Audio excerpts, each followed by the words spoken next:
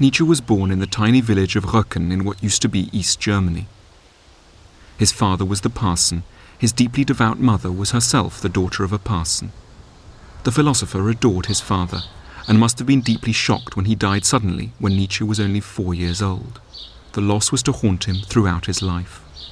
One of his first actions when he finally earned a little money, after winning a court case against a publisher, was to buy a large headstone which now covers his father's grave. And on it Nietzsche had inscribed a quotation from the New Testament. Die Liebe höret nimmer auf. Love never ceases. A traditional Christian message. Even though Nietzsche loved his father deeply, even though he's buried in a Christian graveyard right next to his father, the pastor, Nietzsche had the greatest reservations about the kind of assistance that Christianity brings us when we're facing difficulties and problems.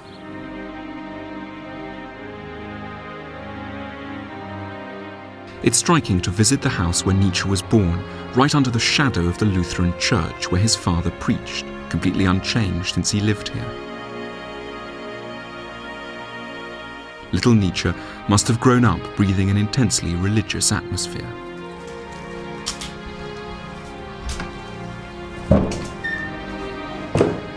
So it's very surprising to read the philosopher and find out what he had to say as an adult about his parents' religion.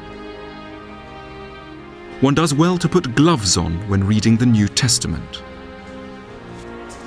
In the entire New Testament, there is only one solitary figure one is obliged to respect.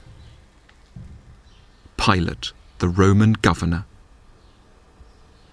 And, quite simply, it's indecent to be a Christian today. Nietzsche was rather against Christianity for the same reasons as he was against getting very drunk. In the short term, going to hear a service in a Christian church may make you feel quite good in the same way as getting very drunk may make you feel quite good. But in the long term, Christianity, in Nietzsche's eyes, dulls pain. And in this way, it also dulls the energy that pain can give us to overcome problems and so reach real happiness. There are undeniably certain differences between a pub and a church. But Nietzsche insisted that there were great similarities between the consolation available in both places.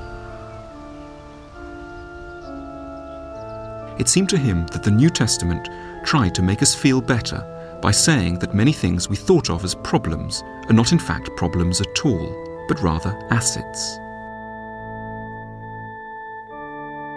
To anyone worried about being too timid, the New Testament advises, "Blessed are the meek, for they will inherit the earth."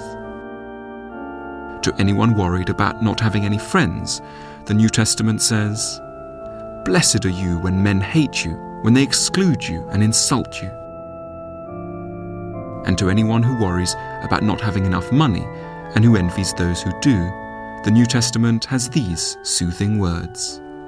It's easier for a camel to go through the eye of a needle than for a rich man to enter the kingdom of God. Nietzsche took such words to be catastrophic. Like alcohol, Christian counsel might dull pain, but it will also weaken the resolve to overcome the problem from which the pain has arisen. So how would Nietzsche have preferred Christians to behave when faced with difficulties?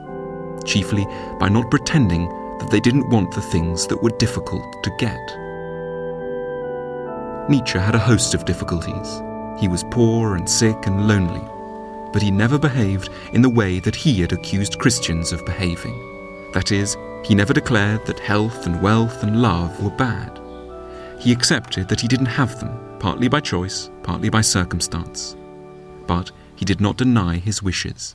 He did not deny his pain.